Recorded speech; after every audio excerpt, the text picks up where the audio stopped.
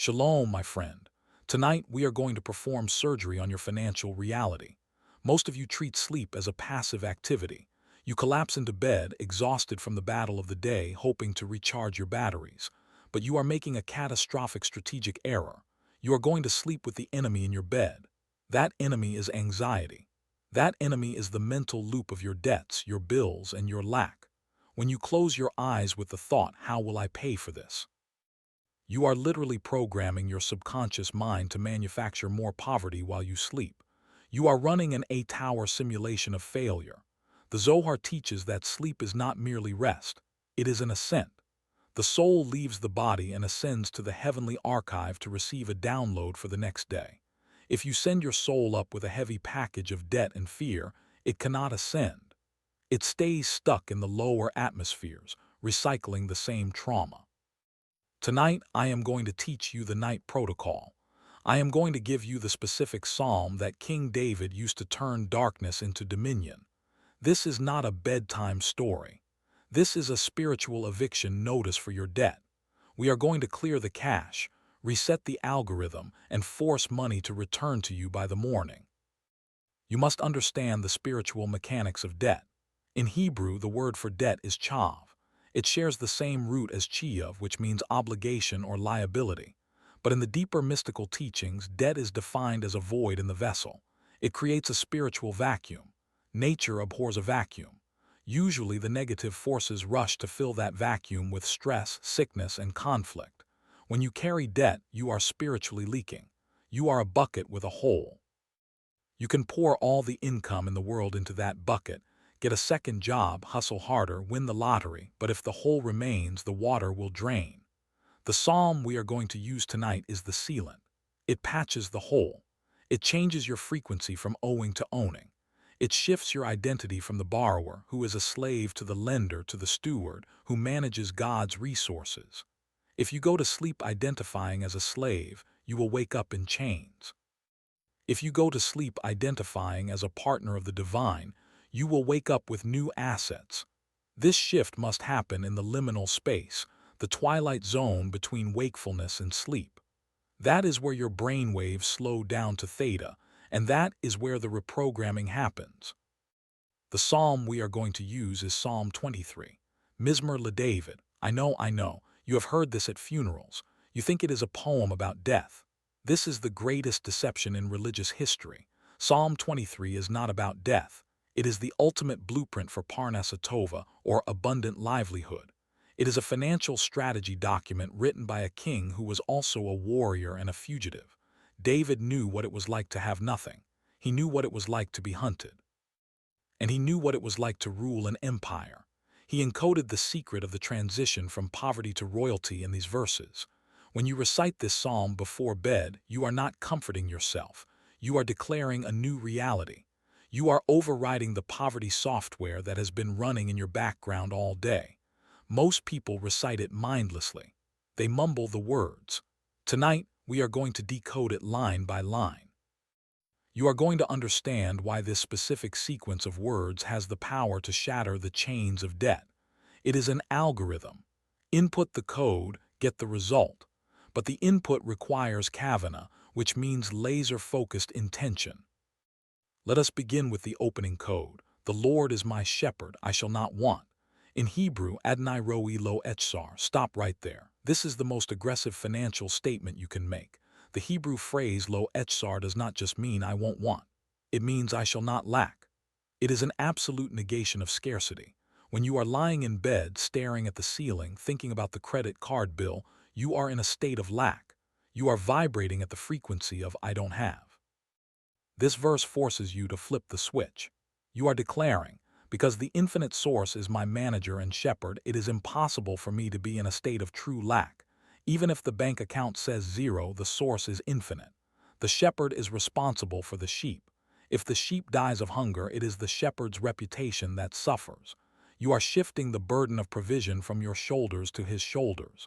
You are saying, Master of the universe, you are the shepherd, I am the sheep. My feed is your problem, my debt is your liability.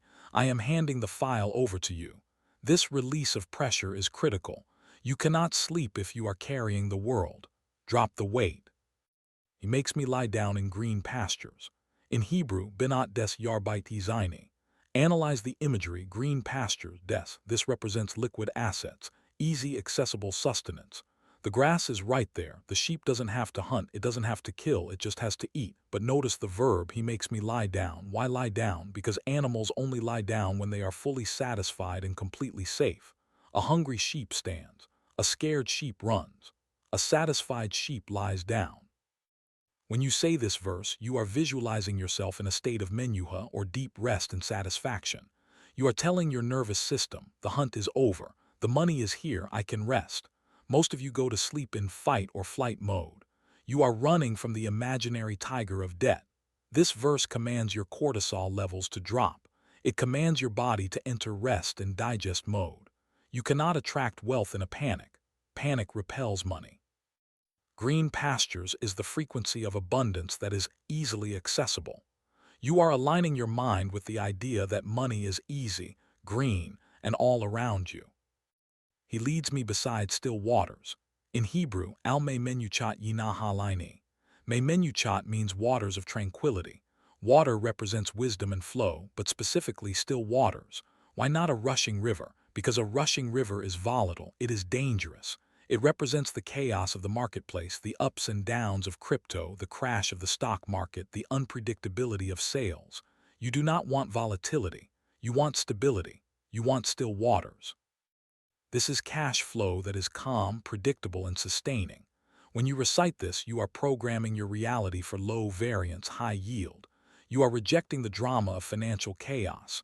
Many people are addicted to the drama of being broke. It gives them an adrenaline rush. It makes them feel alive to survive another month. You must break that addiction.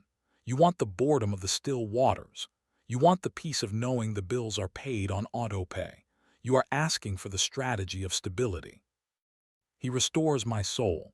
In Hebrew, nafshi yishovev. This is the pivot point. Financial stress damages the soul. It causes ruhshtut, a spirit of folly. When you are stressed about money, you make stupid decisions. You take high-interest loans, you buy things you don't need to feel better, you lash out at your spouse. Your soul is fractured by the pressure. This verse declares a system restore. Like a computer that has crashed, you are hitting the reset button. He restores my soul. You are asking for your sanity back. You are asking for your Theta, your higher intelligence, to return to you. You cannot solve a debt problem with the same mind that created it. You need a restored mind. A mind that is calm, rational, and connected to the divine intuition. Before you sleep, you are asking for a cognitive upgrade. You are saying, I am done with the panic brain. Give me back my God brain. He leads me in paths of righteousness for his name's sake. In Hebrew, Yanchini v Maagle Tzedek. Maagle Tzedek literally means circles of justice or cycles of righteousness. The economy is circular. Money moves in circles. My expense is your income is his expense. When you are in debt, you are stuck in a cycle of poverty. You are paying interest to pay interest. It is a downward spiral. This verse asks to be moved into a cycle of righteousness, a virtuous cycle. A cycle where your income exceeds your expenses. A cycle where you have enough to give tzedakah or charity. Notice the end, for his name's sake. This is your leverage. You are telling God, look, me being broke makes you look bad, I am your child. If the prince is wearing rags, it insults the king. Prosper me, not for my ego, but for your reputation. This is the ultimate Jewish boldness in prayer. You are leveraging God's brand equity to get your debt paid. Though I walk through the valley of the shadow of death, I will fear no evil. In Hebrew, Gam Kai Ilech Begai Tizal Mavet. Tizal Mavet means shadow of death. This is the debt. Debt feels like death. It feels like a heavy shadow hanging over your future. It kills your dreams. It suffocates your hope. But notice the preposition, walk through. You are not building a house in the valley. You are not camping in the valley. You are passing through it. This is a transitional phase. Most people stop in the valley. They identify with the debt. They say, I am a debtor. No, you are a traveler passing through a temporary zone of shadow. I will fear no evil. Fear is the currency of the valley. If you buy into the fear, you get stuck there. If you refuse to fear, you keep walking. The fear of the debt is worse than the debt itself. The fear paralyzes you from taking the action needed to pay it. Tonight you release the fear. You look the shadow in the face and say, "You are just a shadow. You cannot hurt me. I am keeping it moving. For you are with me, your rod and your staff, they comfort me." In Hebrew, kayata imadi, the realization of presence. You are not alone in the mess, your rod and your staff. In shepherding, the rod is for defense, beating away wolves, and the staff is for guidance, pulling the sheep back to the path. In finance, the rod is discipline. It means cutting expenses, stopping the leaks, saying no to impulse buys. It hurts a little, but it protects you. The staff is support. It means new income streams, finding a mentor, getting a raise. You need both. You need the discipline to stop the bleeding and the support to grow the flow. Most people want the staff of support but hate the rod of discipline. You must accept both. They comfort me. Discipline should be a comfort to you. It means you are safe. It means you are structured. Chaos is not comfortable. Boundaries are comfortable. Embrace the budget. Embrace the plan. It is your rod of protection. You prepare a table before me in the presence of my enemies. In Hebrew, Tarak Lafanai Shulchan. This is the climax of the psalm, the table. In Jewish law, the table represents the parnassa or livelihood. In the presence of my enemies. Who are your enemies? In the modern world, they are the creditors, the bills, the doubters, the inflation, the economic crash, the competitors who want to see you fail. The psalm declares a miracle. God is going to set up a banquet for you right in front of their faces. He is not going to remove the enemies first. He is going to prosper you while they watch. This is a power move. It means your abundance will be so undeniable that even your debts cannot stop it. You will have a surplus even while paying them off. Do not wait for the enemies to disappear to be happy. Feast in their face. Eat the bread of abundance while the creditors watch you write the check to pay them off in full. This is the stance of a victor. You anoint my head with oil, my cup overflows. In Hebrew, Daishanta Vashimen Roshi Kosi Rivaya, oil represents the supernatural. It also represents reputation. Anointing means you are chosen for a higher status. You are being promoted from debtor to king. And then my cup overflows. Rivaya means saturated, not just full, overflowing. This is the abundance mindset versus the survival mindset. Debt keeps you in survival mode, thinking, "I just need enough to get by." This verse smashes that ceiling. You are asking for too much. You are asking for a spillover. Why? Because only when your cup overflows can you fill the cups of others. You cannot help the poor if you are one of them. You need the overflow. Visualize your bank account not just reaching zero and being debt-free, but hitting a number so high it spills over into investments, charity, and generational wealth. Surely goodness and mercy shall follow me all the days of my life. In Hebrew, Octav Vachi said Yurdafuni. The Hebrew word Yurdafuni means they will chase me. Usually you are chasing money. You are chasing clients. You are chasing good luck. This flips the script. You are becoming so magnetic, so aligned, so trusted by the Creator that goodness and mercy, meaning money and opportunity, are hunting you down. They are stalking you. You turn a corner and there is an opportunity. You open an email and there is a check. This is the state of flow. When you stop chasing, you start attracting. Anxiety is the energy of chasing. Faith is the energy of attracting. When you go to sleep with this verse, you are setting a trap for blessings. You are saying, "I am going to sleep, and while I sleep, goodness is running to catch up with me. And I will dwell in the house of the Lord forever." In Hebrew, Vishavtai Bivate Adonai. This is the long game. Length of days. This is not a get-rich-quick scheme that disappears in a year. This is sustainable, long-term, dynastic wealth. Dwelling in the house of the Lord means living in a constant state of connection and reality. It means you never go back to the house of debt. You have permanently relocated your residence from the slums of scarcity to the mansion of abundance. It is a permanent address change. You are not a visitor in wealth. You are a resident. This final declaration seals the deal. It locks in the new reality. Now let us discuss the practical night protocol. How do you actually do this? You do not just read it off a screen. This is a ritual. Step 1 is the physical cleanse. Go to the bathroom, wash your hands and face. The Zohar says the spirit of the day leaves a residue. You cannot program the night software with the day's static on your skin. Wash it off. Brush your teeth. You are about to speak holy words. Your mouth must be clean. Put on fresh clothes or comfortable sleepwear. Treat going to bed like going to a meeting with the CEO because you are. You are ascending to meet the soul. Step 2 is the forgiveness audit. Before you say the psalm, you must clear your own spiritual debts. This is the bedtime Shema secret. You must forgive anyone who angered you or owes you emotionally or financially that day. Why? Because of the principle of measure for measure. If you hold on to grudges, heaven holds on to your debt. If you release others, heaven releases you. Say out loud, I forgive anyone who angered me or sinned against me today. May no one be punished because of me. This releases the spiritual blockage. You are now light enough to ascend. You have cleared the court docket against you. Step 3 is the recitation. Sit on the edge of your bed. Do not lie down yet. Your spine should be straight. You want the energy to flow up, not horizontal. Recite Psalm 23 out loud, not in your head. The vibration of your voice affects the atmosphere of the room. It breaks the negative shells that gathered during the day. Speak slowly. Adonai, Roi, Lo, Echsar. Visualize the meaning of each word as we discussed. Feel the lack leaving your body. Feel the shepherd standing guard. Feel the cup overflowing. If you know the Hebrew, say it in Hebrew. If not, English is fine, but the Hebrew sounds carry specific vibrational codes.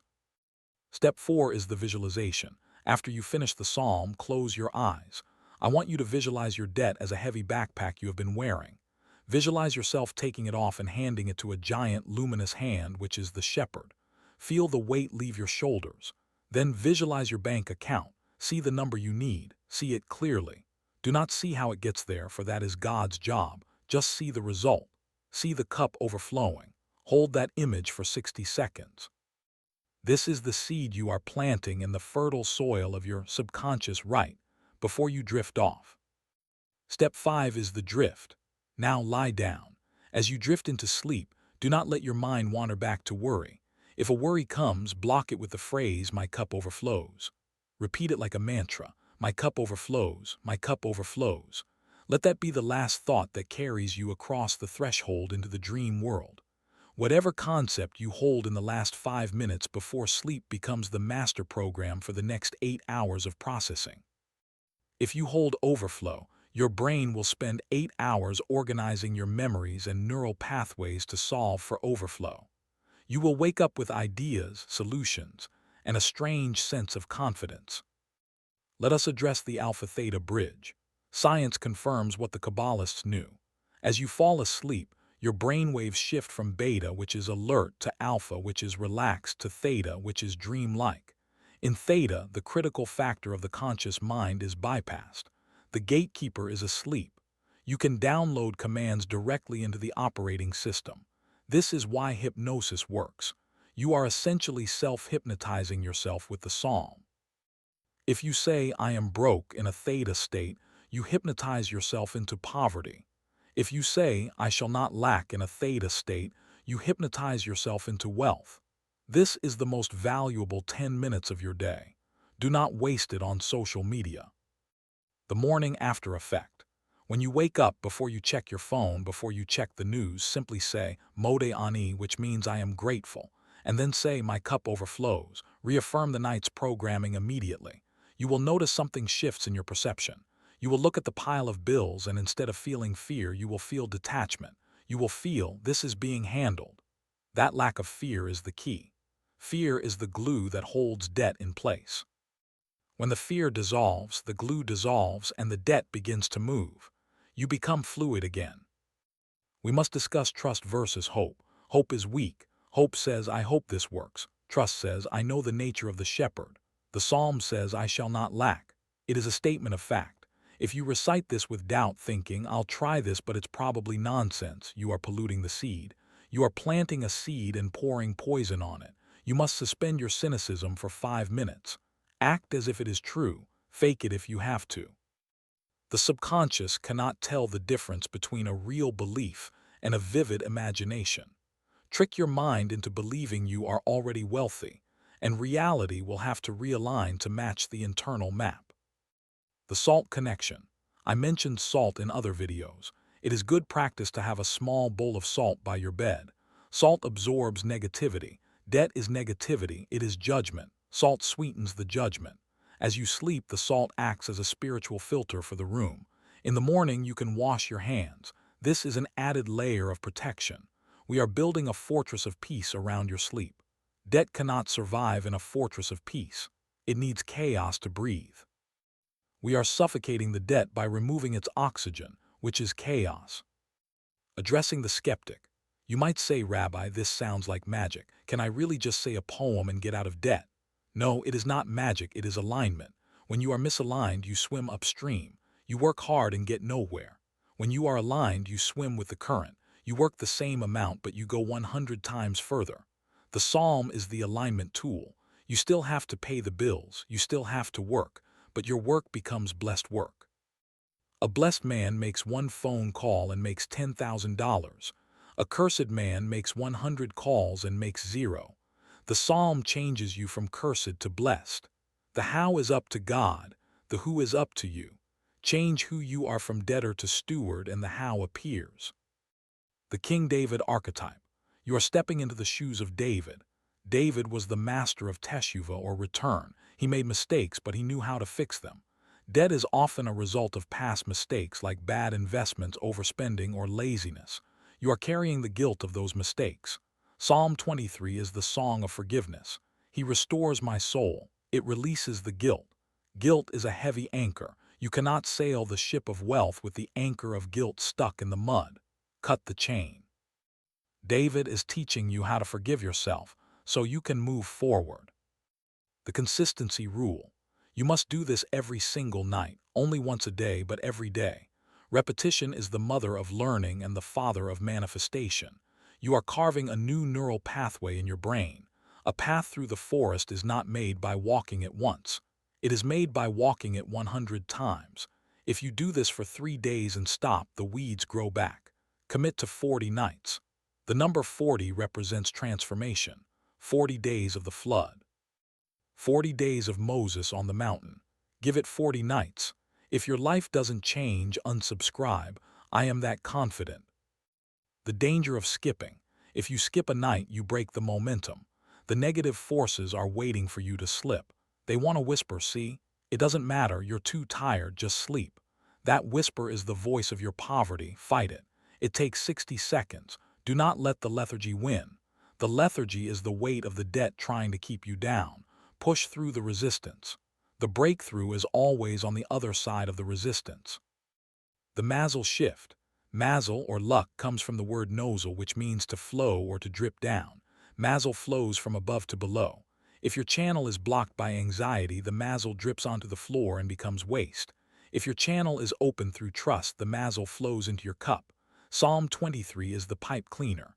It removes the gunk of fear so the mazel can flow. You will start to see coincidences. A refund check, a lower interest rate offer, a new client. These are not accidents. They are droplets of mazel finding their way into your now open vessel. Warning: the test. Often when you start a powerful spiritual practice, things get worse for a day or two. The prosecutor fights back. A new bill might arrive. The car might break. Do not panic. This is the kickback. It is a sign you are hurting the enemy. Double down. Say the psalm louder. Laugh at the test. Say, I see you.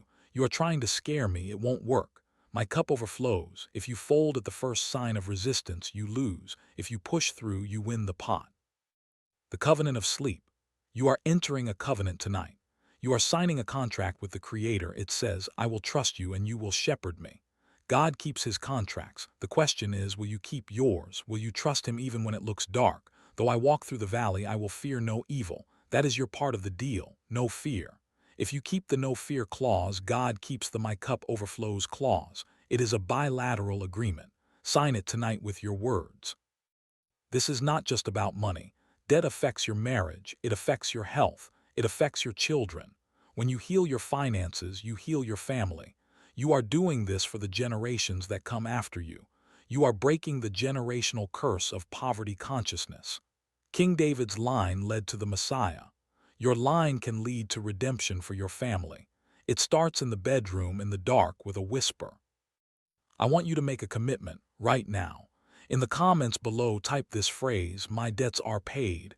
You are speaking it into existence before it happens. This is faith. Do not type, "I hope." Type, "It is done." Join the community of people who are rewriting their financial destiny. I am Rabbi Boaz. The night is not for fear, the night is for reloading. The night is for ascent. Use it. Say the psalm, clear the debt, wake up free. Your soul is the blueprint, your life is the construction, and your sleep is the workshop. Good night and shalom.